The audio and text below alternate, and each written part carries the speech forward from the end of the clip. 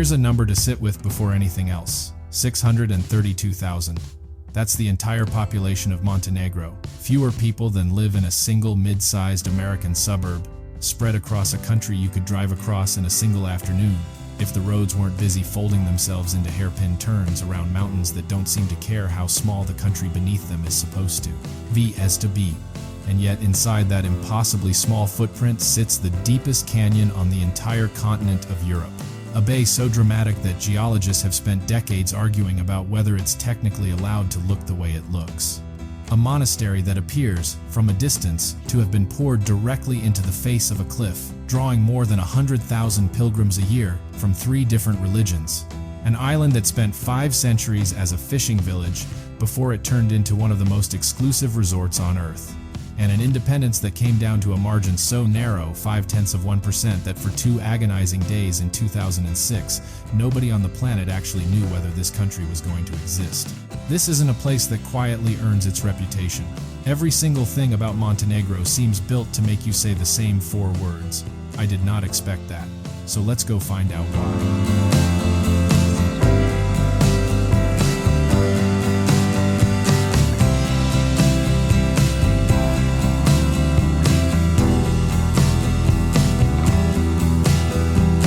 Start in the north, in the mountains, where the first surprise cuts 82 kilometers straight through solid limestone and asks you to reconsider what you thought you knew about the word canyon.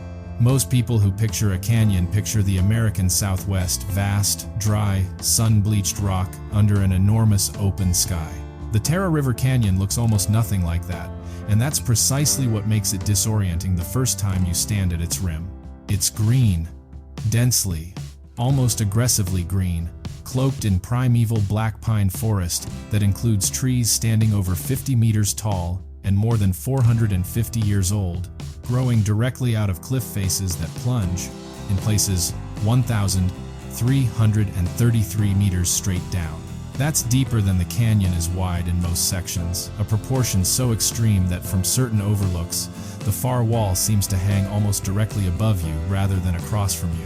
The canyon formed the way most great limestone gorges form, but on a scale that took an unusually specific set of geological accidents to produce.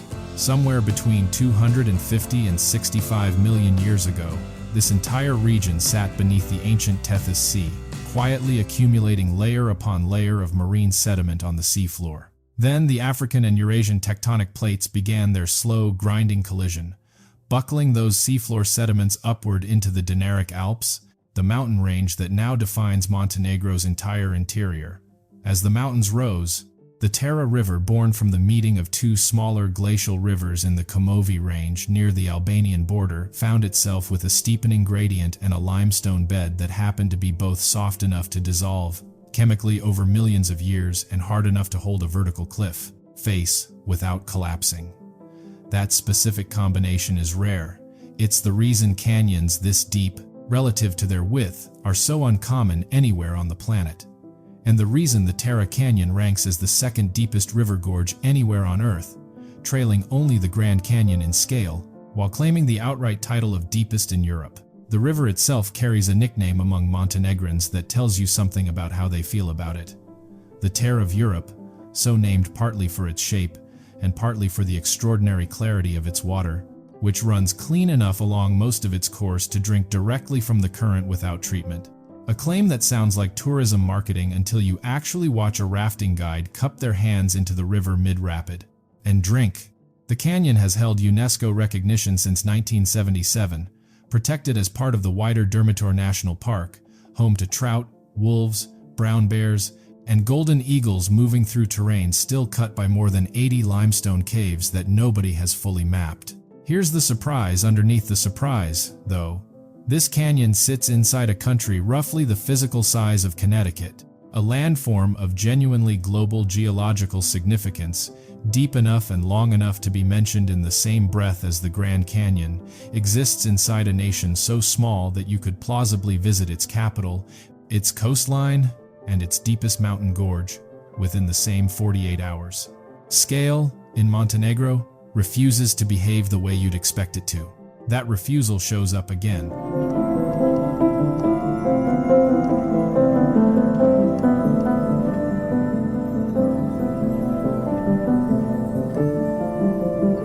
in an entirely different form the moment you drop down out of the mountains toward the Adriatic coast, because the next landmark on this journey has spent decades being called something that, geologically speaking, it technically isn't.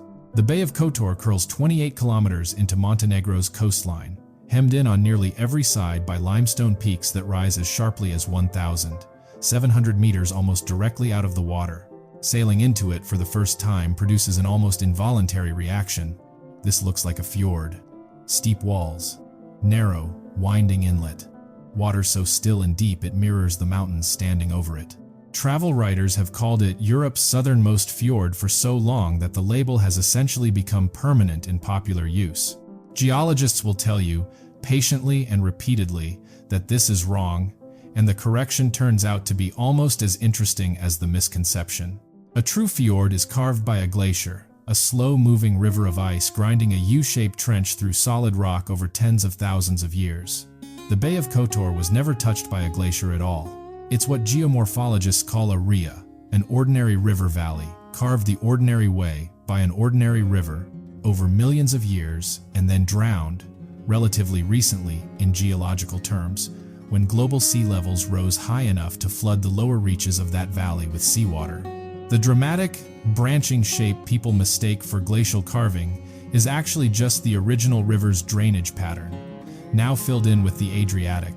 It's the same category of coastal formation responsible for San Francisco Bay, Chesapeake Bay, and Sydney Harbor, except none of those bays happen to be wrapped in medieval stone walls, Venetian bell towers, and mountains steep enough to make the comparison to Norway feel earned, even when the geology says otherwise. The bay's three main towns, Kotor, Perast, and Herceg Novi, each absorbed a different layer of the powers that fought over this stretch of the Adriatic across the centuries. Byzantine influence, then Venetian control that left behind the ornate stone palazzos still lining Perast's waterfront, then Austro-Hungarian administration, all compressed into a walled old town so architecturally dense that UNESCO listed the entire bay as a World Heritage Site in 1979.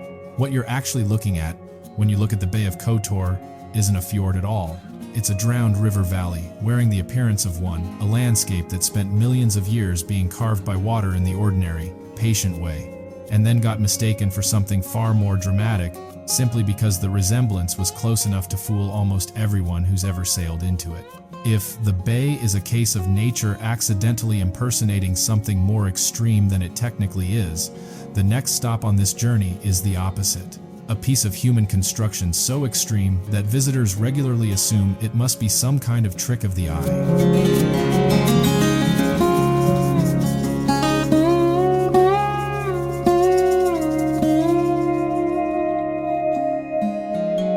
Roughly 40 kilometers inland from the coast, embedded directly into a vertical cliff face, 900 meters above the Bielopavlichi plain, sits Ostrog Monastery, and the first time most people see a photograph of it, the instinctive reaction is to assume the image has been altered somehow, because a building this large simply should not be able to sit where this one sits. It isn't built at the base of the cliff, or carved into a gentle slope. It's inserted directly into the sheer rock face itself, its white walls and red-tiled roof appearing to grow straight out of stone that offers no visible ledge, no visible foundation, nothing that explains how a structure this substantial has remained standing since the 17th century. The story behind it begins with a hermit. In the early 1600s, a monk named Isaiah of Onogosht sought out one of the natural caves in this cliff face to live an ascetic, solitary life, carving a small cave church into the rock that he dedicated to the presentation of the Holy Mother of God. Not long after, Basil, the Metropolitan Bishop of Herzegovina, arrived searching for a place remote enough to escape both Ottoman pressure sweeping through the region and political pressure from Rome attempting to impose Catholic authority over the Orthodox Church in the Balkans. He found Isaiah's hermitage, recognized the same defensive and spiritual value in its near inaccessibility, and began expanding it into a functioning monastery, a place literally built into a wall no army could easily reach, and no authority could easily control. Basil died in 1671 and was buried inside the monastery he'd founded. What happened next is the reason more than 100,000 people a year from 3 different major religions, now make the difficult drive up switchbacks carved into the mountainside to visit a site most of them will never fully explain, even to themselves, why they felt compelled to see. Stories began circulating of Basil appearing in dreams, healing the sick, guiding the lost, resolving disputes between families who'd been feuding for generations. The stories didn't stay local.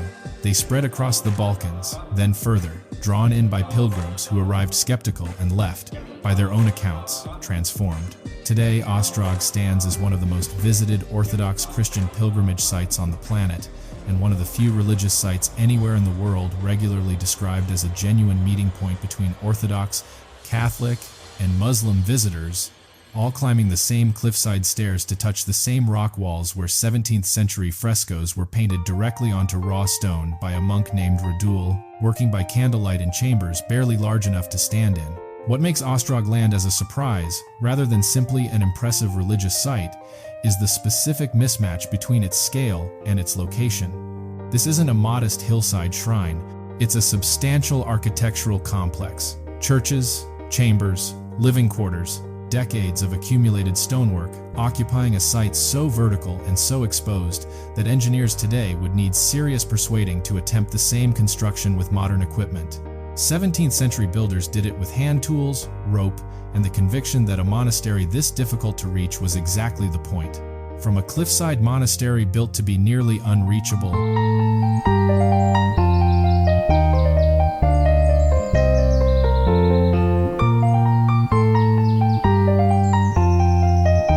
chapter of this story moves to a place built to be the opposite, a location so accessible, so visually perfect, that it eventually became one of the most photographed patches of coastline in the entire Mediterranean world, despite spending most of its history as nothing more than a small, working fishing village.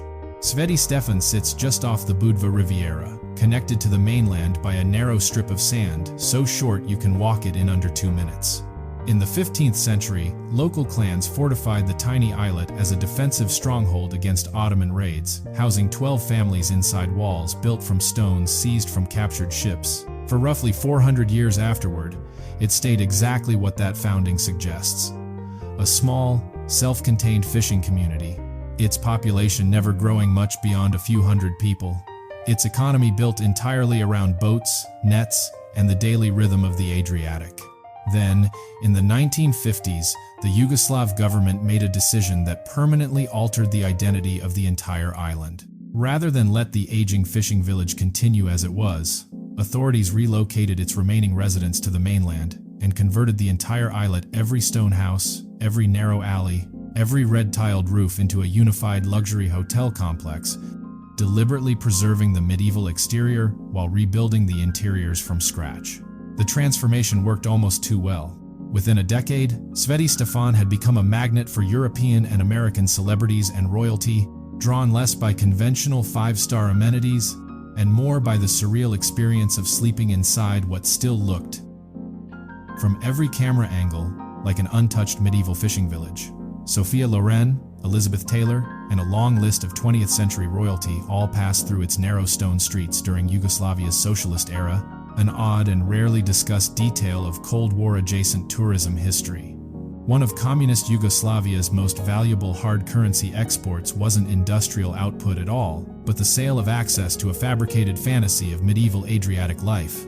Today, the island operates as part of the Amman Resorts Group, its handful of rooms among the most expensive accommodations on the entire Mediterranean coastline, and its silhouette functions as the single most recognizable image of Montenegro anywhere in global media, an achievement built on the fact that the island has now, quite deliberately, been 3 different things in 3 different centuries: a defensive fortress, a working fishing village, and finally a controlled illusion of both, sold at extraordinary prices to people paying specifically for the feeling of stepping into a past that, at this point, exists mostly because someone decided it should keep existing.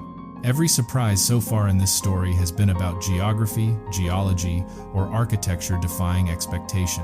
The final one is about something else entirely: the fact that this country, with its canyons and its cliffside monasteries and its fortified island villages, came within a single percentage point of never officially existing at all.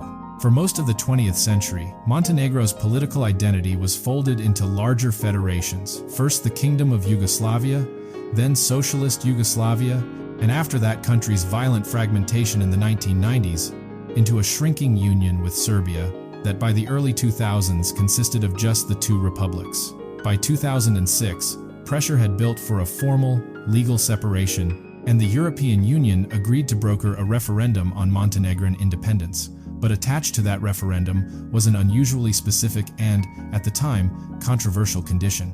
Rather than accepting a simple majority, the EU insisted that the yes vote clear a threshold of 55% before the result would be internationally recognized, a bar set deliberately high to ensure the outcome reflected something closer to genuine national consensus rather than a razor-thin, contested split.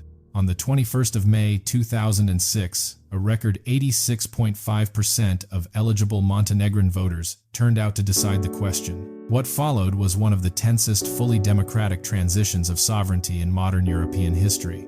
Preliminary results put the yes vote at 55.4%, clearing the threshold, but by a margin so thin that the opposition coalition immediately demanded a recount, contesting roughly 19,000 disputed ballots concentrated in the capital, Podgorica. For nearly 2 full days, nobody, not the government, not international observers, not the millions of people across the region watching the outcome, could say with certainty whether Montenegro had actually voted itself into existence as an independent state. When the Electoral Commission finally confirmed the official result on May 23rd, the final figure came in at 55.5%. 0.5 percentage point above the line that separated a new European nation from a continuation of the union it had voted to leave. On June 3rd, Montenegro formally declared independence, recognized within days by the United Nations Security Council and, eventually, by Serbia itself. It's worth being honest about what that margin actually meant on the ground, rather than treating it as simply a piece of historical trivia. A vote this close reflected a country that was, and in some ways still is, genuinely divided over its own identity, a division that surfaces even now in ongoing debates within Montenegro over language, religious affiliation, and cultural closeness to Serbia.